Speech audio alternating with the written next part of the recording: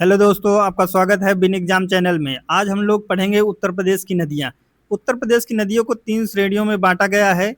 हिमालयी नदियाँ हैं, जैसे गंगा, यमुना, प्रायद्वीपीय नदियाँ और मैदानी। प्रायद्वीपीय नदियाँ वो होती हैं जो वर्षा पर निर्भर होती हैं या मौसमी नदियाँ होती हैं, जब बारिश होता है तभी इसमें जल होता है। मैदानी इलाकों से निकलने वाली नदियाँ जैसे गोमती नदी, जो जैसे फुल्लर झील से निकलती है, तो ये मैदानी इलाकों से निकलने वाली नदियाँ कहलाती हैं। उत्तर प्रदेश का भौतिक विभाजन कैसे है कि हिमालयी क्षेत्र में 17% क्षेत्रफल है और 4% जनसंख्या इसमें निवास करती है। गंगा के मैदान में 70% क्षेत्रफल गंगा के मैदान के अंतर्गत आता है, जिसमें 90% जनसंख्या निवास करती है। और बुंदेलखंड और विंध्य का क्षेत्रफल 13% है उत्तर प्रदेश में, तो इसमें जनसंख्या 6% निवास करती है। अब हम थोड़ा देखेंगे कि गंगा नदी बेसिन। तो सबसे पहले हम ये समझ लेते हैं कि बेसिन क्या होता है। नदी बेसिन, जब एक बड़ी नदी जब एक बड़ी नदी में कई छोटी छोटी नदियां कई छोटी छोटी नदियां आकर मिलती हैं और उन सभी नदियों के बहाव का कुल क्षेत्रफल नदी बेसिन कहलाता है।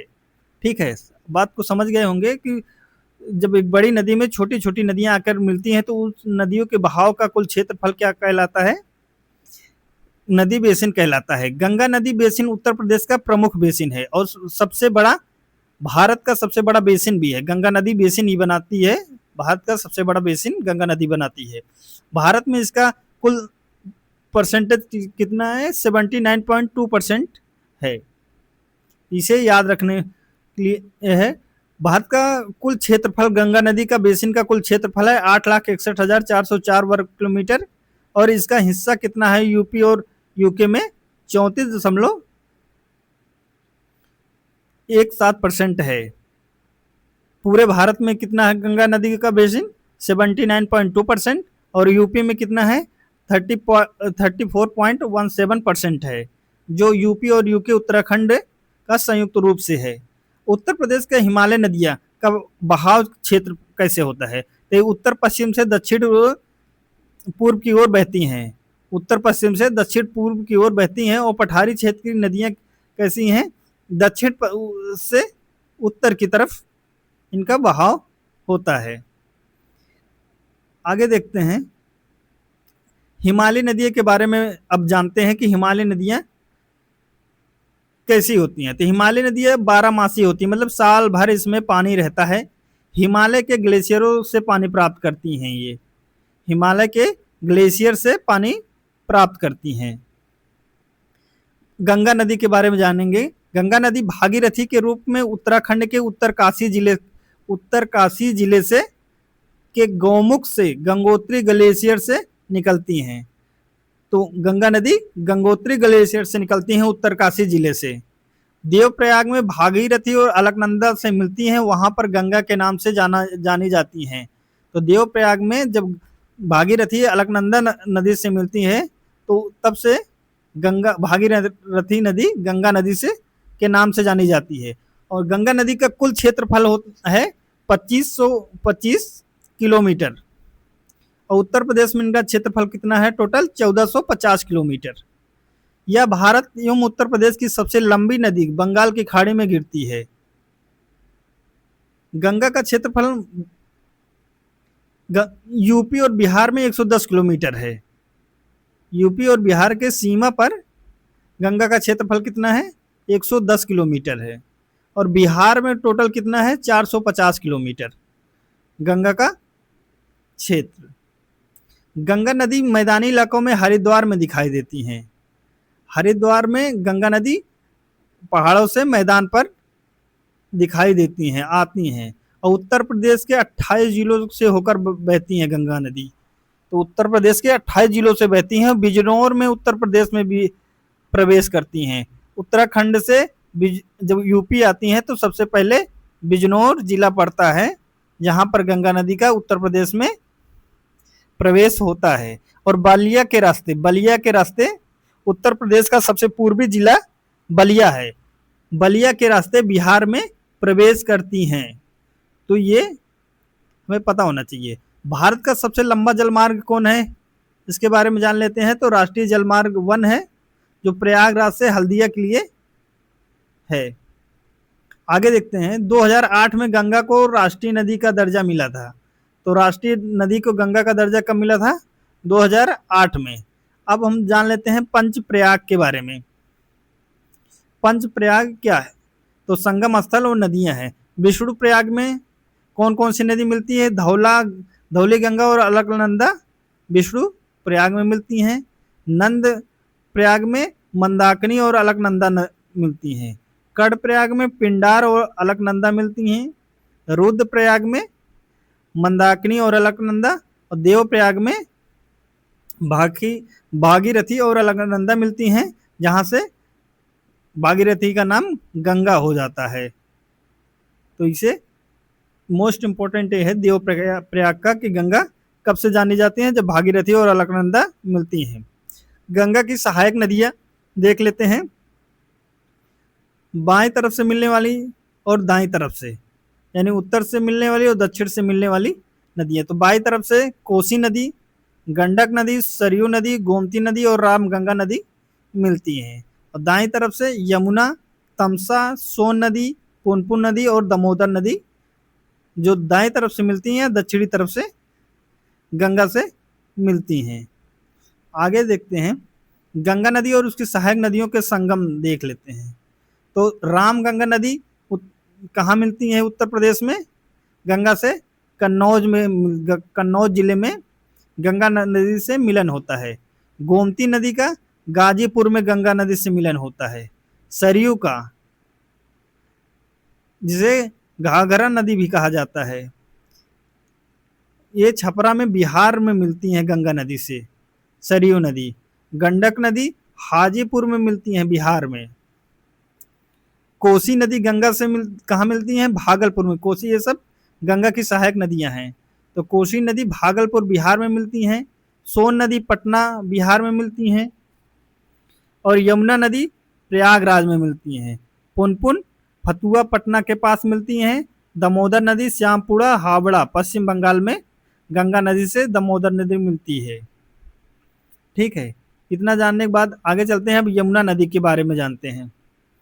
यमुना नदी को कालिंदी नाम से जाना जाता है। यमुना को कालिंदी नाम, अन्य नाम कालिंदी नाम से जाना जाता है। गंगा की सबसे लंबी और सबसे महत्वपूर्ण सहायक नदी है।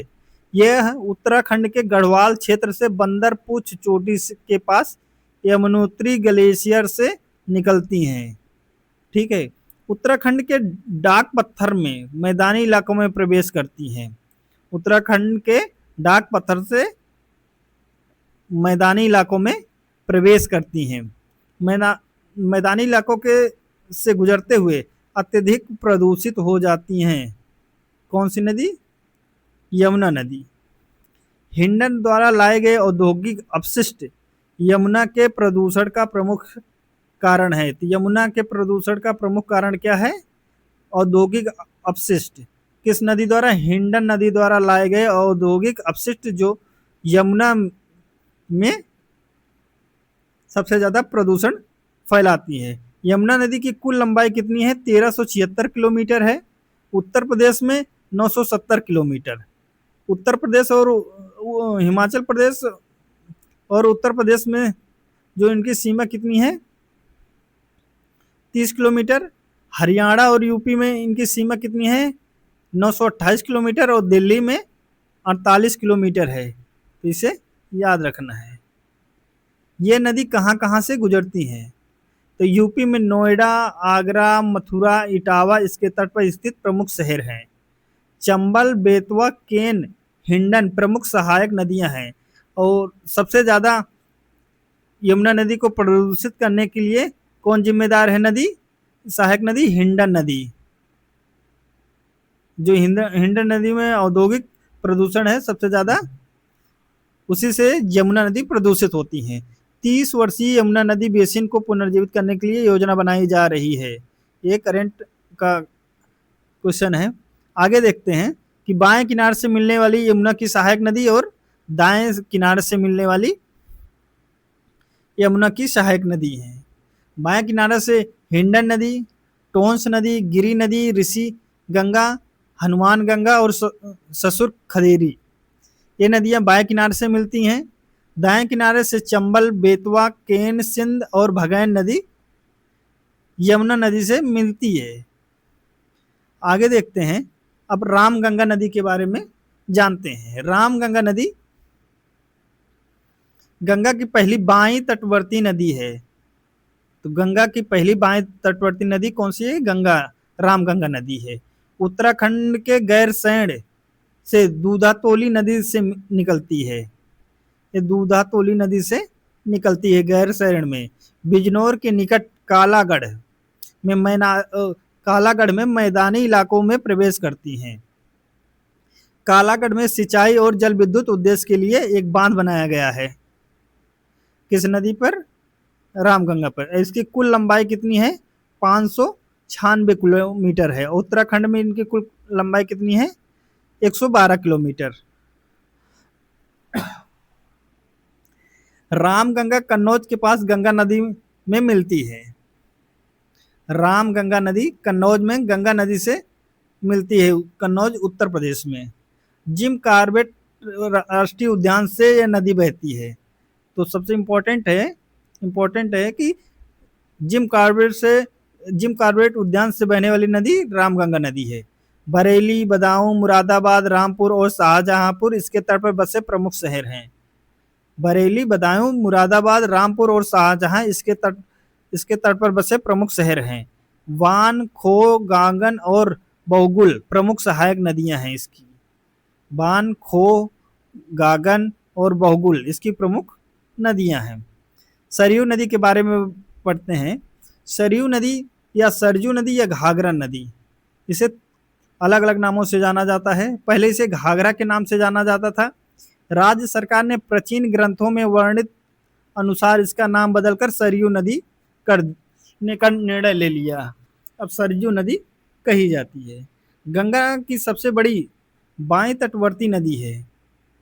गंगा की पहली बाएं तटवर्ती नदी रामगंगा थी, लेकिन सबसे बड़ी बाएं तटवर्ती नदी कौन सी है? सरयू नदी है। ये मापचाचुंगो ग्लेशियर से निकलती है, लंपिया दर्रे से। नेपाल से होकर भारत में प्रवेश करती है। नेपाल में इसे कर्नाली नाम से जाना जाता है। सरयू नदी को नेपाल में कर्नाली नाम से जाना जाता है। शारदा, राप्ती, टेढ़ी, बिसुही और छोटी गंडक प्रमुख सहायक नदियां हैं। कुल इसकी लंबाई कितनी है? 1080 किलोमीटर है।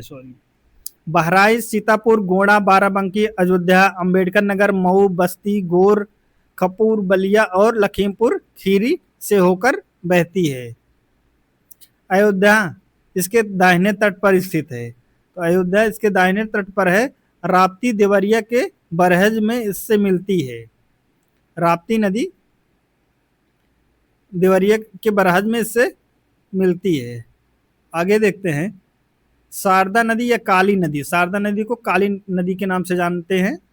कुमाऊं की पहाड़ियों में मिलट ग्लेशियर से निकलती है। कुमाऊं में गोरी गंगा और मैदानी इलाकों में काली गंगा के नाम से जाना जाता है।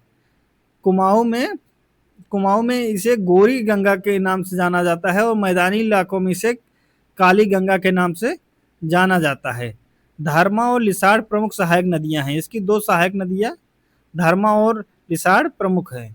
कुल लंबाई 350 किलोमीटर है इस नदी की और यह नेपाल के साथ पूर्वी सीमा पर बहती है। पीलीभीत में उत्तर प्रदेश में प्रवेश करती है। काली नदी पीलीभीत में उत्तर प्रदेश में प्रवेश करती है।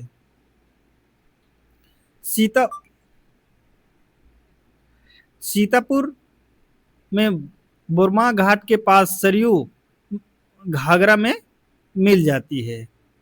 कहाँ मिल जाती है? बेहराम घाट में सरयू में मिल जाती है। नदी के एकीकृत विकास के लिए भारत और नेपाल के बीच महाकाली संधि पर हस्ताक्षर किए गए हैं। आगे बढ़ते हैं, अगला देखते हैं। ऊपरी शारदा बैराज, निचला शारदा बैराज और टनकपुर बैराज पर स्थित है। इसी नदी पर कौन सा ऊपरी शारदा बैराज, निचली शारदा बैराज और टनकपुर बैराज स्थित है? काली नदी पर। पंचेश्वर बहुउद्देशीय परियोजना भारत और नेपाल के बीच प्रस्तावित है। किस नदी पर है? काली नदी या शारदा नदी पर। अब देखते हैं राप्ती नदी। नेपाल के रुकुमकोट से निकलती है। कहाँ से? रुकुमकोट से निकलती है। कुल 640 किलोमीटर लंबी है। रोहिणी और बूढ़ी गंडक इसकी प्रमुख सहायक नदी है। रोहिणी और बूढ़ी गंडक प्रमुख सहायक नदी है। गोरखपुर, श्रावस्ती, बस्ती और बहराइच से होकर बहती है।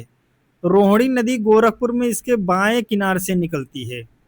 कहाँ से निकलती है? बाएं किनारे से निकलती है। देवरिया जिले में बरहज के पास घाघरा में मिल जाती है।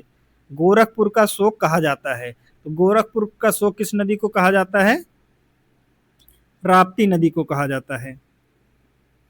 गंडक नदी के बारे में जानते हैं। गंडक नदी को वैदिक काल में सदा नीरा कहा जाता है। शालिग्राम, नारायणी या अन्य नाम से इसे जाना जाता है। धौलागिरी, अन्नपूर्णा और माउंट एवरेस्ट के बीच से निकलती है गंडक नदी। बिहार के चंपारण में मैदानी इलाकों में प्रवेश करती है। तो ये मैदानी इलाकों में कब आती है? चंपारण में। उत्तर प्रदेश में महाराजगंज और कुशीनगर जिलों की सीमाओं के साथ बहती है गंडक नदी। अपने मार्ग में लगातार बदलाव के लिए जानी जाती है। तो ये इम्पोर्टेंट है कि अपने मार्ग में लगातार बदलाव के लिए जाने जाने वाली नदी कौन सी है? गंडक नदी है। त्रिशूली और काली गंडक प्रमुख सहायक नदियां हैं इसकी। गंगा के मैदानों से निकलने वाली नदियों के बारे में जानेंगे। तो गोमती नदी के बारे में जानेंगे। यह पीलीभीत के गोमती ताल या फुलहर झील से निकलती है। इसकी कुल लंबाई कितनी है? 900 किलोमीटर है। ऊपरी भाग में रामगंगा और शारदा के बीच के क्षेत्र से होकर या निचले भाग में गंगा और घाघरा के बीच के क्षेत्र से होकर बहती है। सई प्रमुख सहायक नदी है। सई प्रमुख सहायक नदी है। इसके तट पर लखनऊ, पीलीभीत, शाहजहांपुरा, जौनपुर, लखीमपुर खीरी, सुल्तानपुर आदि शहर हैं। नदी गाजीपुर में गंगा से मिल जाती है, जहां प्रसिद्ध मार्कंडेय महादेव मंदिर स्थित है। तो मार्कंडेय महादेव मंदिर कहाँ स्थित है? गाजीपुर में। और यहीं पर गंगा नदी से मिलती है गोमती नदी। वरुणा नदी के बारे में देखते हैं। यह उद्गम फूलपुर के निकट में है। लगभग 1000 किलोमीटर बहकर वाराणसी से गंगा में मिलती है। वाराणसी में गंगा से मिलती है। और वाराणसी का नाम दो नदियों के नाम पर पड़ा हुआ है। वरुणा प्लस 80 नदियों के नाम पर रखा गया है।